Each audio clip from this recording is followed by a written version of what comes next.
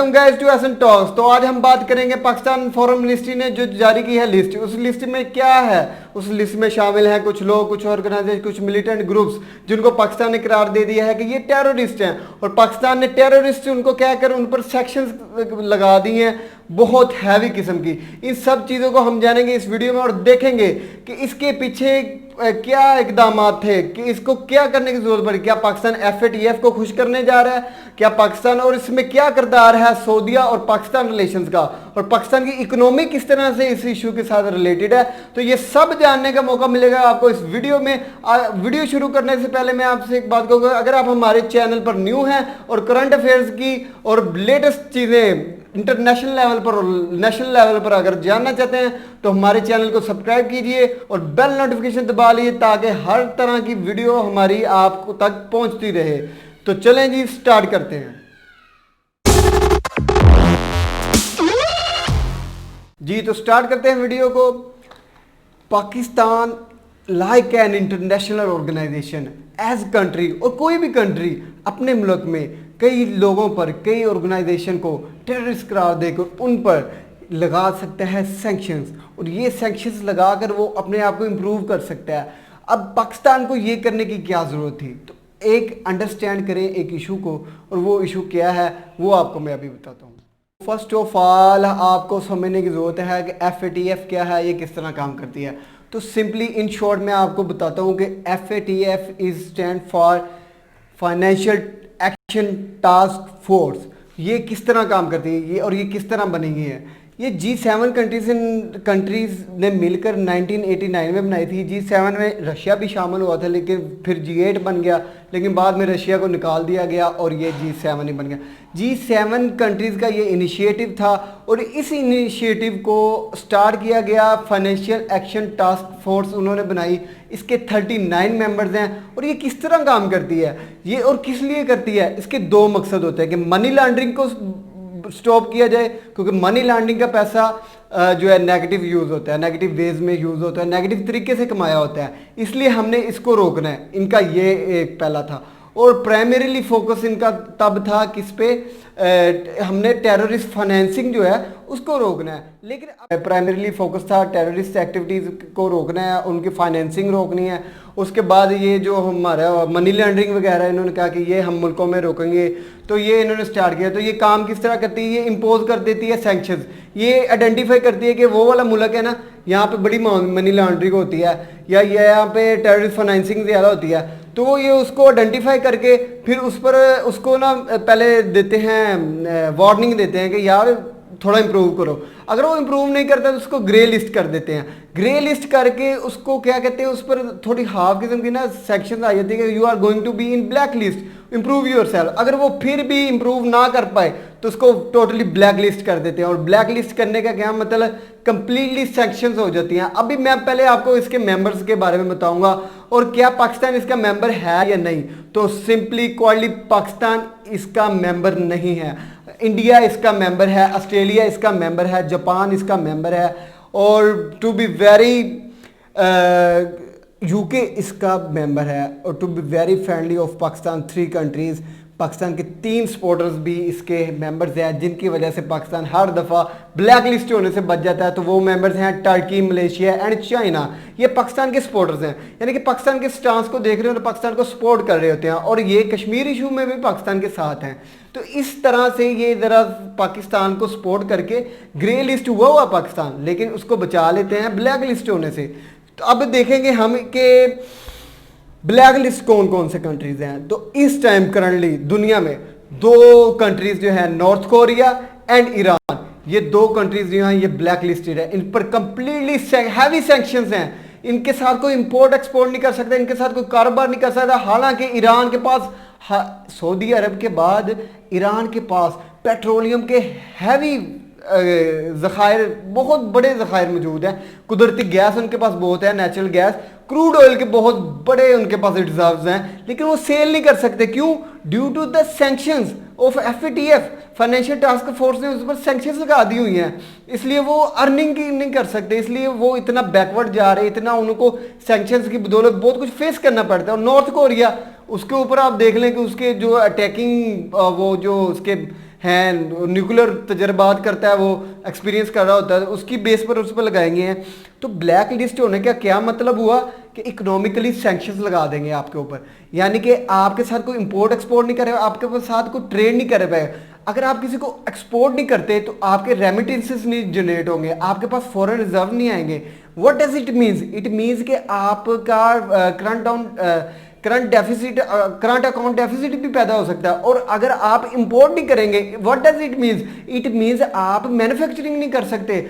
आप बाहर से जो रॉ मटेरियल है या जो भी आपके पार्ट्स हैं वगैरह वो मंगवा कर मैन्युफैक्चरिंग नहीं होगी तो आपके मुल्क में बेहतरी नहीं आ सकेगी।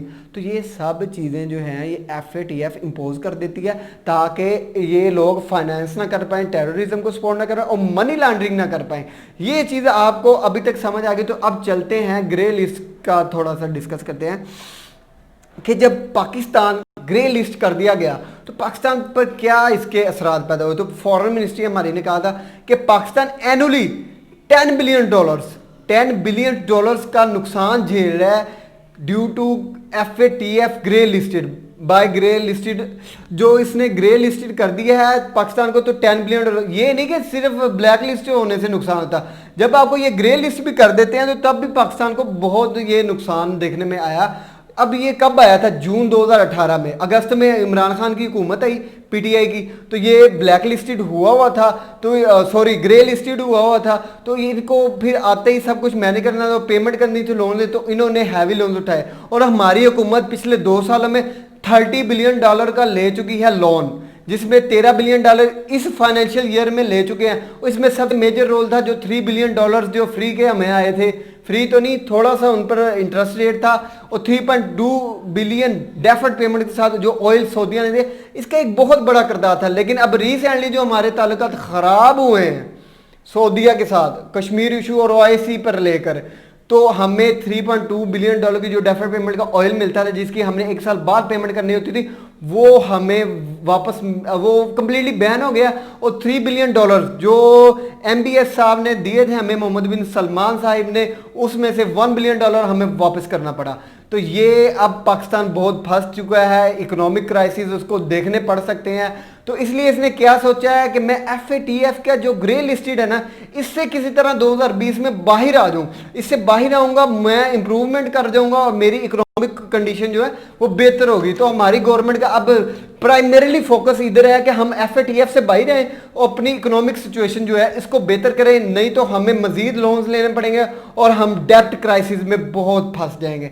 तो इससे निकलने के लिए पाकिस्तान ने FATF को रीअश्योर करने के लिए कि हम पाकिस्तान में कुछ कर रहे हैं टेररिज्म के खिलाफ, आप हमें ग्रे लिस्ट से बाहर निकालें, तो इसके लिए जो है हम काम कर रहे हैं। इसलिए Pakistan desperately needs to get out of FATF।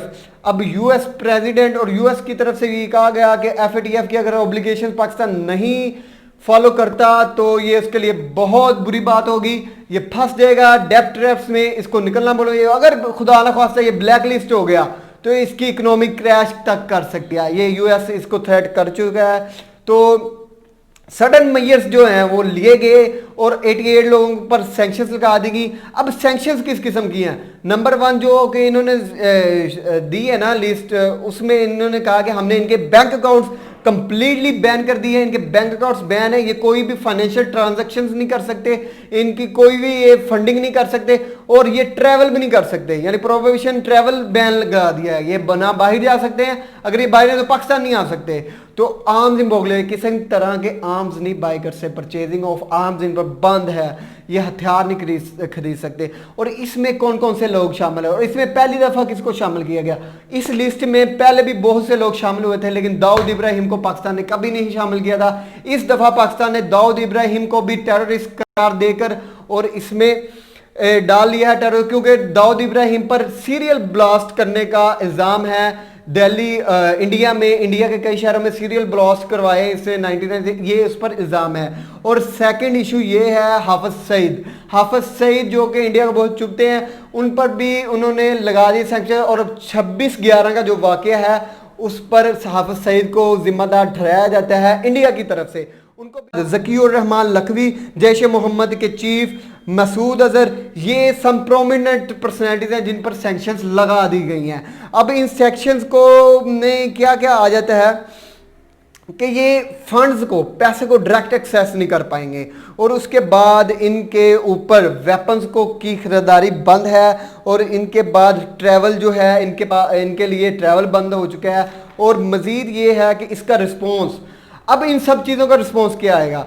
FATF में पाकिस्तान कह सकेगा कि यार we are working something, we are working, हम कुछ काम कर रहे हैं, हम कुछ इंप्रूवमेंट ला रहे हैं, हमें ग्रे लिस्ट से बाहर निकाले। और पाकिस्तान के लिए बहुत ज़रूरी हो गया कि इसको ग्रे लिस्ट से बाहर आना पड़ेगा, क्योंकि जब तक इकोनॉमिक इंडिपेंडेंस पाकिस्तान नहीं लेता, कश्मीर के इशू पर पाकिस्तान खुल के सामने नहीं आ सकता। क्योंकि इसको अभी देखे ना, सऊदीया को उसने कहा कि OIC का बुलाओ इजलास, उन्होंने फौरी आपको इकोनॉमिकली थ्रेट कर दिया। आपको इकोनॉमिकली इंडिपेंडेंस बहुत ज़रूरी है, और पाकिस्तान ने ये एक स्टेप लेकर एक अच्छा किया कि वो FATF में अपनी इंप्रूवमेंट दिखा सके।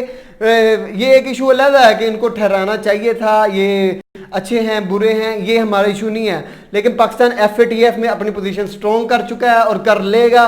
और 2020 की मीटिंग जो इसकी होनी थी, जिसमें यह फैसला भी होना था कि पाकिस्तान को मजीद ब्लैक लिस्ट किया जाएगा या ग्रे लिस्ट से बाहर निकाला जाएगा, वो कोरोना वायरस की वजह से डिले हो चुकी थी। अब वो होगी और पाकिस्तान उधर अपना एजेंडा सीरियसली उठा सकेगा कि हम ये सैंक्शंस लगाई हैं और हमने इम्प्रूवमेंट किया है। तो ये था जनाब end of this video. I hope आपको बहुत कुछ जानने को मिला। इस तरह के मजीद करंट अफेयर्स की वीडियो अगर आपको मिलती रहेंगी, हमारे चैनल को सब्सक्राइब कीजिएगा, लाइक करिएगा वीडियो अगर आपको पसंद आई। तो अभी के लिए इतना ही, अल्लाह हाफिज़।